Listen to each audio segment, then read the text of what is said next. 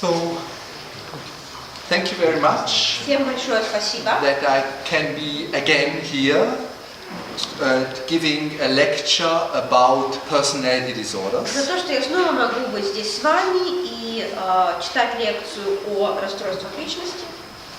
We started with borderline personality disorder, then narcissistic personality disorders, then schizoid the last time, and today it's on antisocial. Мы начали с нарциссического расстройства, с пограничного расстройства личности, потом рассмотрели нарциссическое, потом шизоидное в прошлый раз, и сегодня будем рассматривать антисоциальное расстройство личности. The group of the antisocial personality disorders are often seen as the most complicated and most difficult to treat groups within the personality disorders. Группа расстройств личности, которые называются антисоциальными расстройствами личности, часто рассматриваются как самое сложное и самое тяжелое лечение группа расстройств личности. And I will give you some ideas and theories how perhaps you can find a way to treat at least a part of these patients. И я попытаюсь представить вам некоторые мысли и идеи о том, как можно лечить хотя бы часть этих пациентов. Of course, the most relevant, my lecture is the most relevant for persons working in forensic psychotherapy. I did not know if somebody works in the forensic psychotherapy ward. Конечно, эта лекция будет полезна в наибольшей мере тем, кто работает в криминалистической психотерапии, в судебной психотерапии, тем, кто работает, может быть, в закрытых отделениях. But I think for the other also some aspects could be of interest. Ну и для всех некоторые аспекты тоже будут интересны. And again, it's from a psychoanalytic view, so there are of course other views, cognitive behavioral views, sociological views. Я буду представлять психоаналитический взгляд, есть и другие, есть взгляд с точки зрения когнитивно-поведенческой, есть взгляд социологический. So I apologize for focusing really on this psychoanalytic theory. И я прошу извинения, что буду сосредотачивать больше на психоаналитической теории. So first some words about classification. Ну, вначале несколько слов о классификации.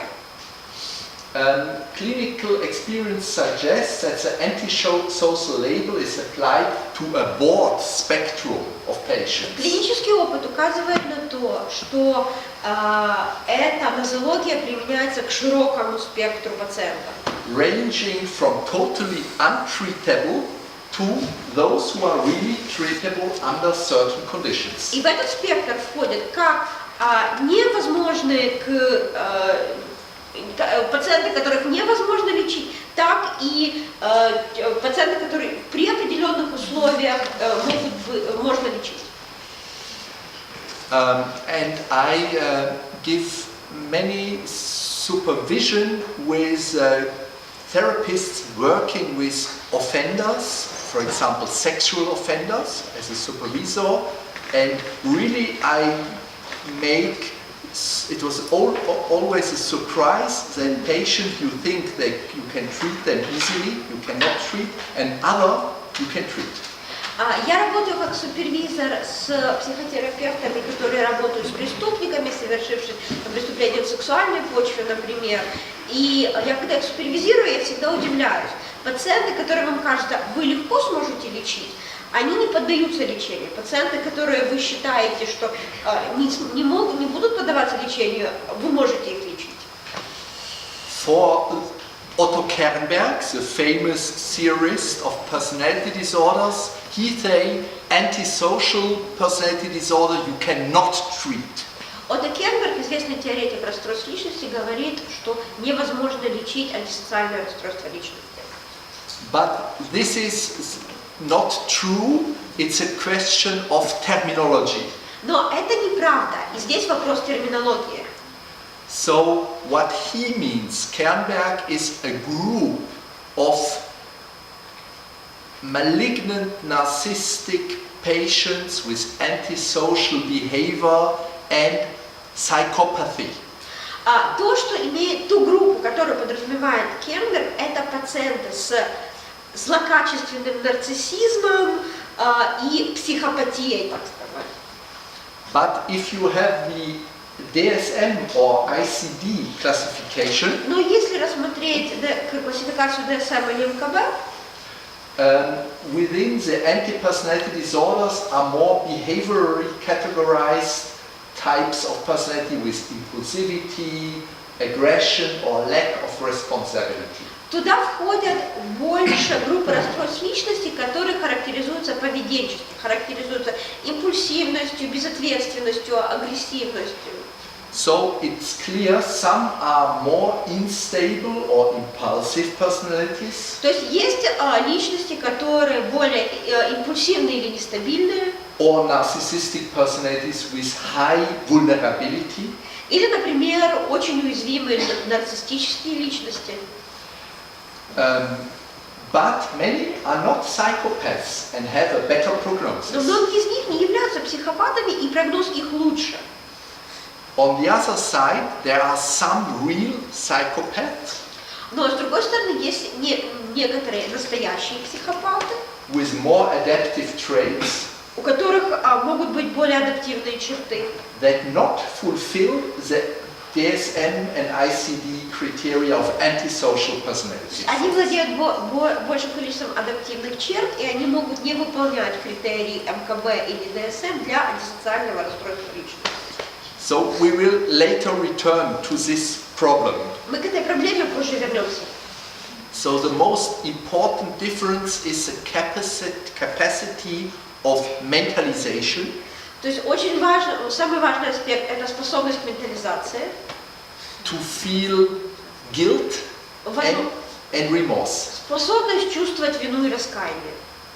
So if there are aggressive, impulsive, unstable, antisocial personalities, То есть если у них импульсивная, нестабильная, антисоциальная личность, but they are able to have a little bit good relationship но у них может хотя бы в небольшой степени хорошие отношения, and can feel guilt and remorse, и могут почувствовать вину или могут почувствовать раскаяние. it is possible to work with these С patients. такими пациентами возможно работать. Of course it is difficult Это, конечно, сложно, because they a little thing and they are upset, they can be aggressive, they are full of shame, but it's possible to work.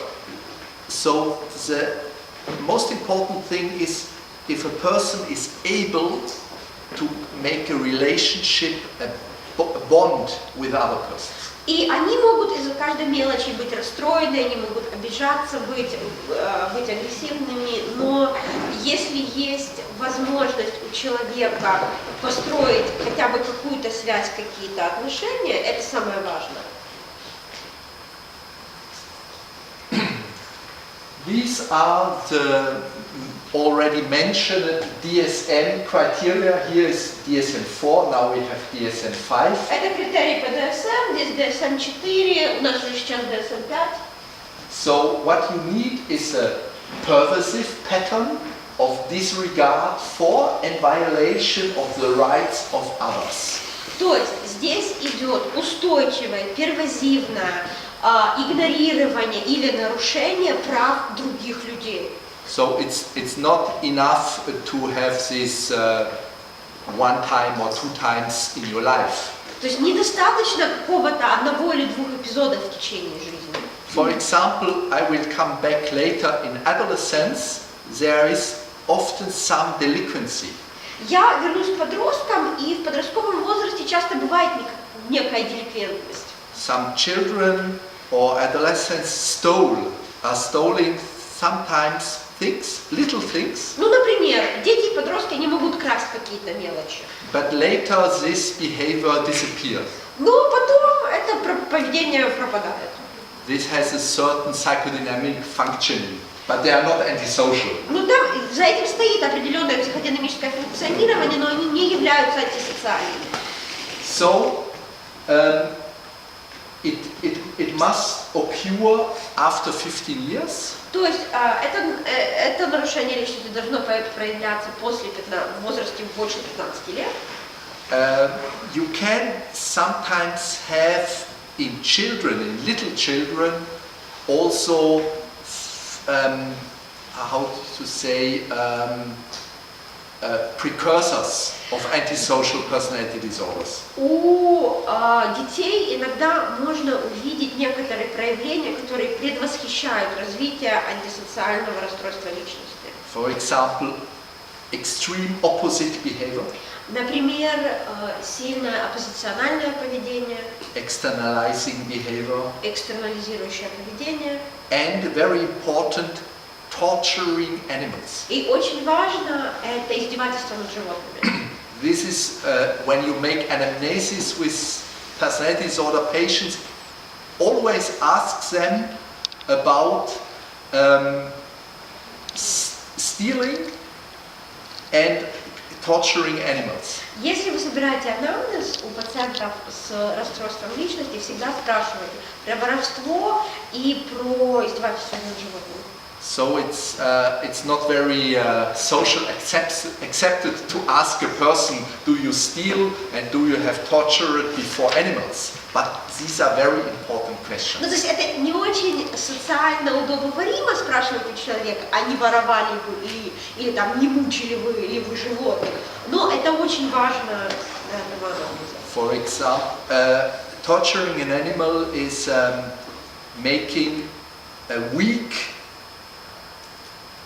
being suffer and to feel your power and grandiosity in making this weak animal suffer. Ну, издевательство над животными – это когда какое-то существо, которое слабее тебя, ты ему делаешь плохо, и в этом чувствуешь свою власть и свою грандиозность. So, perhaps you can translate these 7 factors. 7 факторов. 3 of them must occur that you can give the diagnosis of an antisocial personality disorder. И если 3 из этих пунктов выполняются, можно ставить диагноз антисоциального расстройства личности. Первое – это неспособность следовать социальным нормам, в отношении законопослушного поведения, что проявляется в повторяющихся поведениях, которые могут являться основанием для ареста. Второе – это лживость, склонность к надувательству, что проявляется в постоянной лжи, использованию фальшивых имен, участию в каких-то мошенничествах для личной выгоды или просто для удовольствия. Третье – импульсивность и неспособность планировать. Четвертое – раздражительность, агрессивность, что проявляется в постоянных физических конфликтах или нападениях. Пятое – безответственное отношение к безопасности собственной и других людей. Третье – повторяющаяся устойчивая безответственность вообще, что проявляется в постоянной неспособности удержаться на работе, способности соответствовать поведению, которое требуется на работе, или выполнять финансовые обязательства. Седьмое – это отсутствие раскаяния, что может проявляться в игнорировании или рационализации того, что кому-то сделали больно, отнеслись плохо или что-то у другого убрали. Thank you very much, Alexandra. I think you could translate the whole DSM and ICD directly. So, when you hear this, of course, there are persons who have this. criteria. Ну вот вы сейчас послушали критерии, и, конечно, вы встречали таких людей, для которых эти критерии выполняются. You would agree these are negative aspects in personality. Ну и вы согласитесь, что это отрицательные аспекты личности человека. But the criteria are more descriptive and behavioral and the superficial side of behavior. Но эти критерии, они больше поведенческие и описательные, и они описывают поверхностный уровень поведения. So this is the reason what I said before, that it's not clear how is really the relation of the persons to other, what is their inner world, if they are really not able to build any relation or if this is possible. И здесь, то, о чем я говорю, здесь непонятно, а как эти люди действительно относятся к другим людям, каков их реально внутренний мир, и могут ли они построить отношения, или это для них совершенно невозможно. Within this criteria there is also an important gender bias. В этих критериях также и есть определенный перекос по половому признаку. If we have women with more antisocial activity and manipulation, they are often labeled hysterical, histrionic or borderline. Если встречаются в практике психиатров женщины, у которых антисоциальное поведение, истерическое расстройство, гистрионное расстройство или пограничное расстройство личности. Next one. So, in Kernberg's definition of the antisocial who are not treatable, these criteria are different from the ICD and DSM criteria. И это критерии, которые предлагает Кернберг для той группы антисоциального расстройства личности, которые не поддаются лечению, поэтому здесь критерии другие. They need total indifference towards other. Абсолютное отсутствие интереса к другим людям. Callousness to interpersonal relationships. Черствость в межличностных отношениях. Person is cold, for example. Ну, например, этот человек вообще не очень холоден.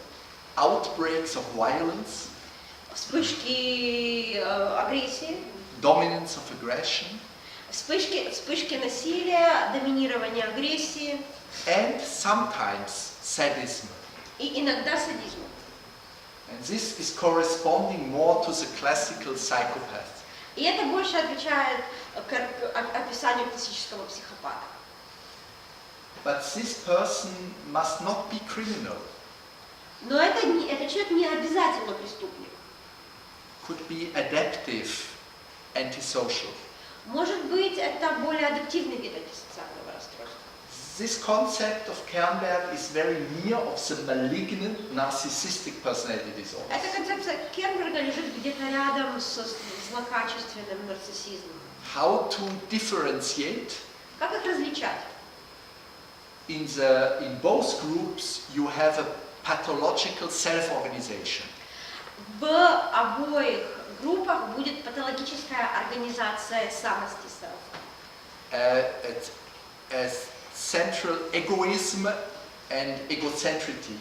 В центре этого будет эгоизм, эгоцентризм, grandiosity. Ощущение собственной грандиозности. But in the malignant narcissistic, there are sometimes feeling of guilt. Но при злокачественном нарциссизме будут иногда чувства вины. And some no hateful human investments in idealized persons are sometimes possible. И некоторые отношения и взаимодействия с другими людьми, не основанные на ненависти, а такие более идеализированные, могут иметь место. But not in the group of the pure Kernberg antisocial or psychopathics. Ну, а в группе вот этих чистых психопатов, которые описывает Кернберг, в той группе этого не будет. So, if you have a person in this spectrum in treatment, и то есть, если у вас в лечении появляется человек, который находится в этом спектре, the most important questions are: can this person feel sometimes guilt and remorse? Самый важный вопрос это, может ли этот человек почувствовать вину и раскаяние? Or it is only a strategy to say I make mistakes, or it's really guilt and remorse. Или когда он говорит, этот человек, ну да, я сделал ошибку, это является только стратегией, или это действительно он может почувствовать? And is a person able to have some not hateful relationships? И может ли этот человек иметь какие-то отношения, где нет ненависти? For example, person can say, my older brother, he is really a hero, I like him and he likes me. Ну, например, человек может сказать, вот для меня мой старший брат герой, мне нравится, как он себя ведет, я нравлюсь ему. Or if the person is towards every other person full of hatred. Или человек ненавидит любого другого человека. Next. So, in the antisocial, in the psychoanalytic or Kernberg view, are the criteria. These are not the descriptive behavioral criteria, this is the inner world criteria. И это критерии, которые описывают с более психоаналитической позиции, тоже критерии, предложенные Кенбергом, то есть это не описательные критерии, а больше критерии, касающиеся внутреннего мира. The predominance of hatred in internalized object relationships. Преобладание отношений ненависти к интернализированным объектам. The need to destroy good objects, mostly out of intensive envy. Отношение ненависти в интернализированных объектных отношениях. Второе. Потребность уничтожать хорошие объекты в основном в силу зависти.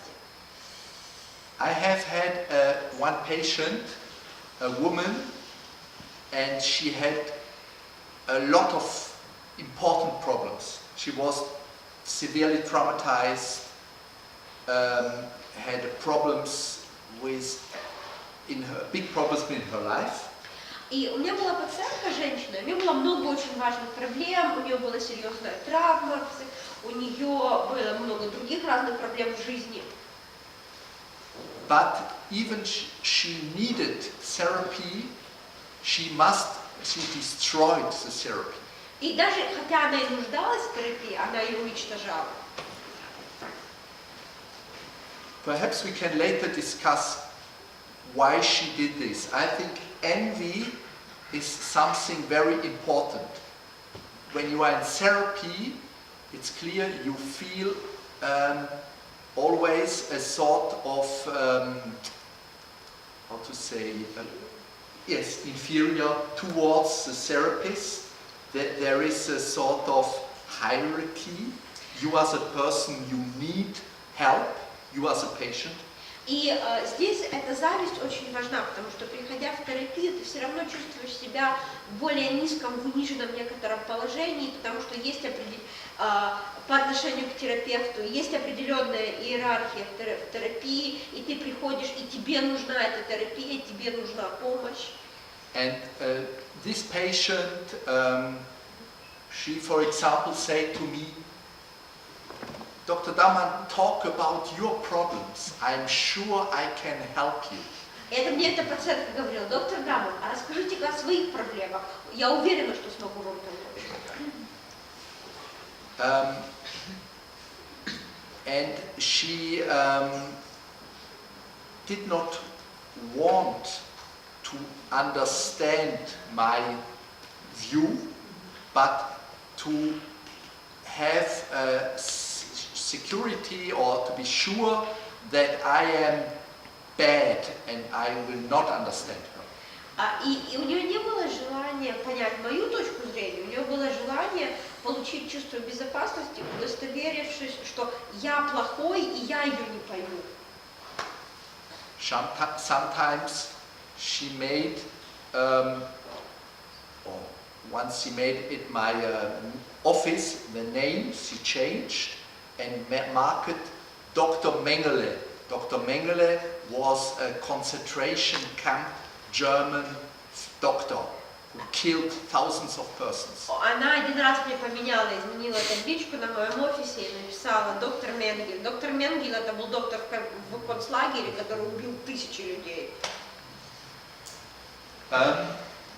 There is in this group an absence of an internal set of values. В этой группе наблюдается отсутствие каких-либо внутренних ценностей, A pathological, aggressively infiltrated self and idealization of this side. патологическая пропитанная агрессией самость, и эта часть своей личности идеализируется. This is very important.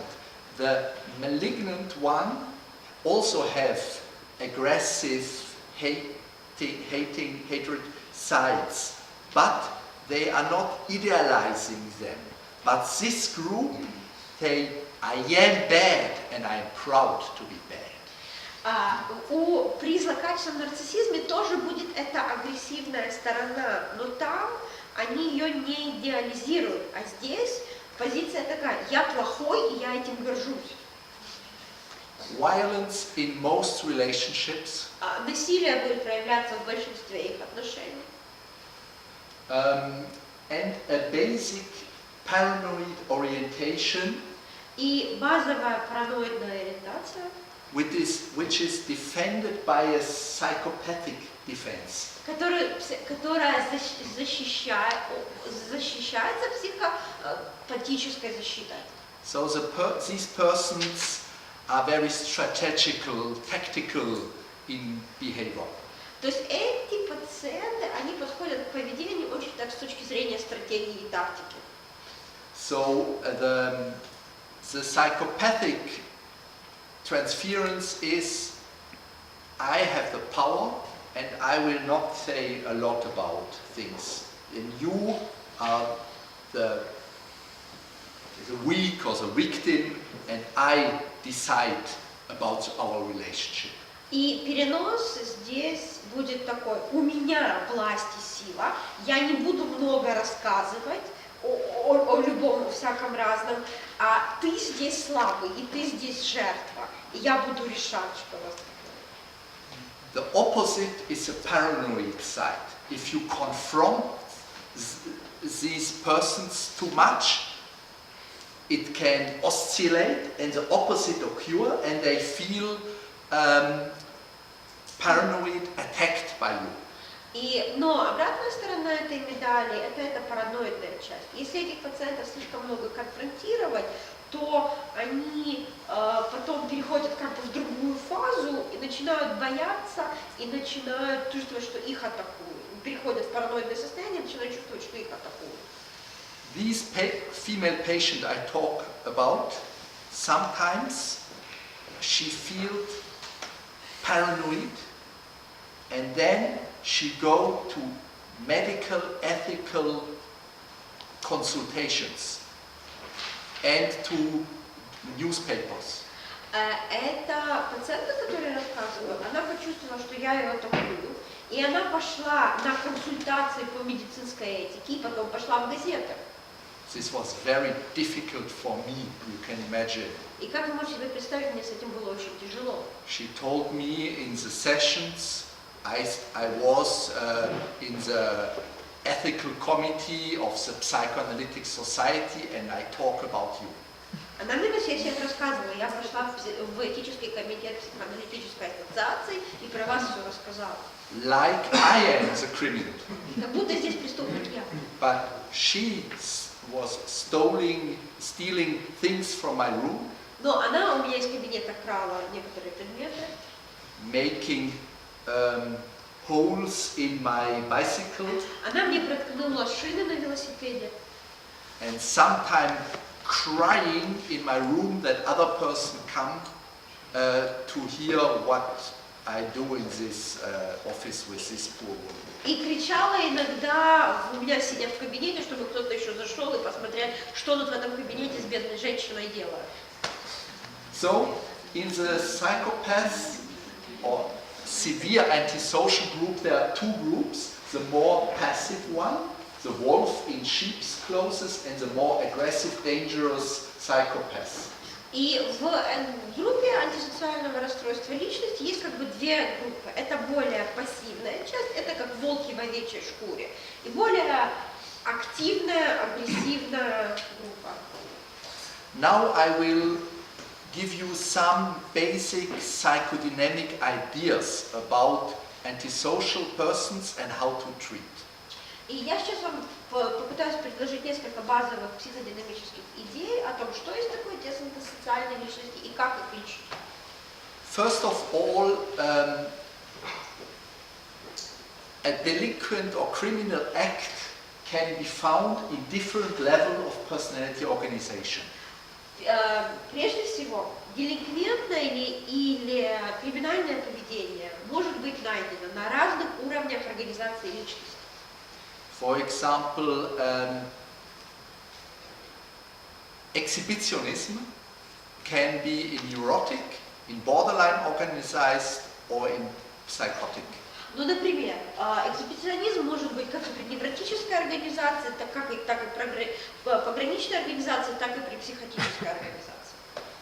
So, the fact that you have a sort of crime, criminal act or delinquency is not clearly related to the structural niveau.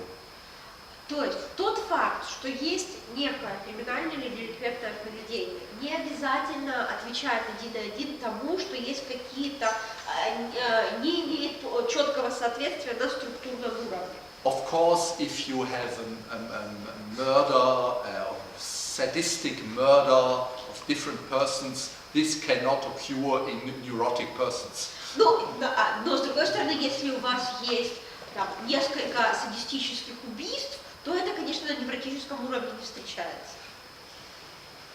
You know the concept of acting out. Вы представляете себе, что такое концепция отыгрывания? Or enactment. Или enactment, отыгрывание. So the idea is that instead of standing inner feelings and thinking, a person is acting. Концепция эта основана на том, что вместо того, чтобы оставаться со своими чувствами и что-то думать в этот момент, человек действует. Everybody of us do that sometimes. И иногда это делает каждый из нас. Imagine you get an email and you are angry about the content of this email. Ну, представьте себе, вы получаете имейл, и вас содержание этого имейла разозлило. What do you do? Что вы будете Perhaps делать? sending it to another person. Вы его перешлете дальше, например.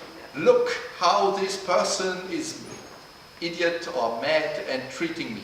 Ну и подпишите что-нибудь, смотри, как какой-то человек идет или сошел с ума, и смотрите, как он ко мне относится. This is acting out. Это отыгрывание. So what the French psychanalyst André Green say is acting out or somatization are the two main possibilities to avoid inner experiences. А французский психоаналитик Андре Грин пишет, что отыгрывание или соматизация – это два главных способа избежать внутреннего опыта. And mainly what I want to say to you this evening is that criminal acts are nothing else as a form of acting out. И то, что я хочу донести до вас сегодня вечером, это то, что криминальные действия не являются ничем, кроме отыгрывания.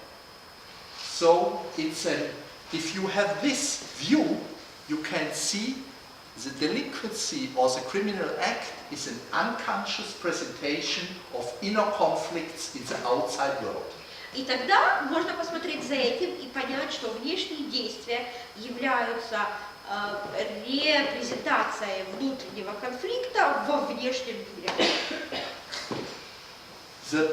Another aspect is the patient try to switch from a passive, helpless and suffering position into an active position, making others suffer.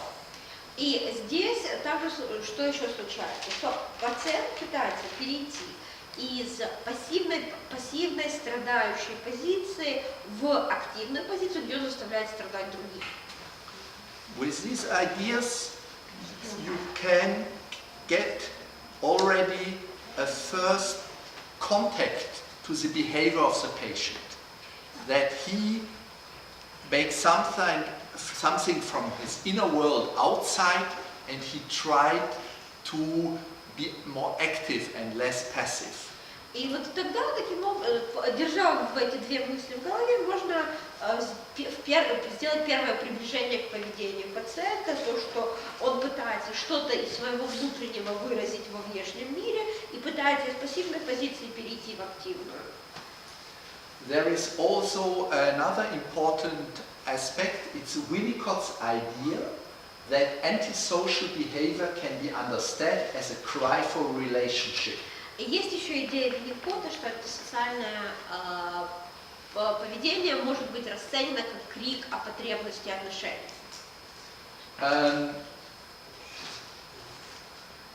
Attacks on linking may be due to grandiosity, but may be tests for the relationships too. А атаки на любые связи могут быть в силу ощущения собственной грандиозности, но также могут быть и для того, чтобы испытать эти отношения. One day, just give you an anecdote. Я сейчас расскажу небольшой случай. One day,